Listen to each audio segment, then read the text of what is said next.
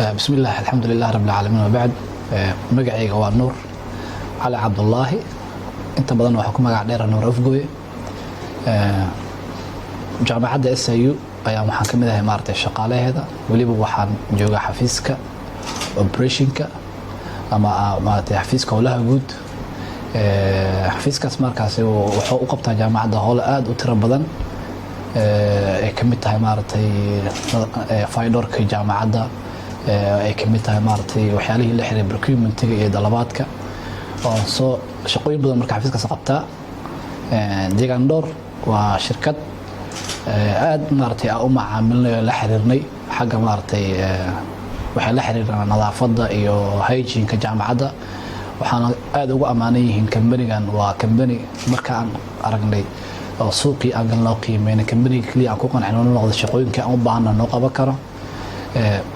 waxyaalaha kale oo aan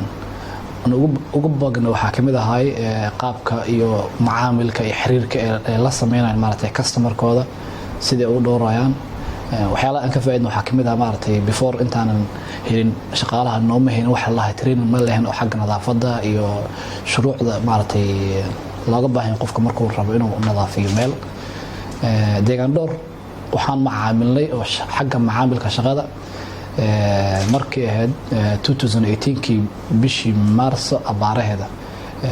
bishii saddexaad xilligaas heshiiska wada galnay ilaa hadda maartay heshiiska waa noo socdaa waxyaalaha marka koowaad aan ku bilaabnay heshiiska wuxuu ahaa inaan saddex bilood kula shaqeyno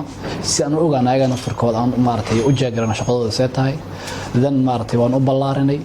oo ilaa maartay aan gaarsiinay sanad aan ka dhignay shaqada marka kolba deegaan door waxaan maartay macaamil iyo maartay wada shaqeyn dhow nagala dhaxaysa muddo waana si jeclaan haddii la hadmo inay nagala shaqeeyaan waana ku amaanan shaqadaas ay maartay u hayaan jaamacadda waxa kale oo jecelahay inaan kula taliyo xarumaha kale ee jecel maartay in ay ka shaqeeyaan bilicda iyo nadaafadda iyo dib u habeynta meesha ay dadkaas iyo shaqaalahooda iyo dadka ay ku nool yihiin inay maartay kala tashtaan oo la xiriiraan oo kala la wadaagaan maartay waxyaalaha deegaan door iyo howlaha ay u qabteen maartay aan ka aragnay waa arintaasna waa ku dardaarma intaas maartay aan dhihi lahay aad u mahadsantiin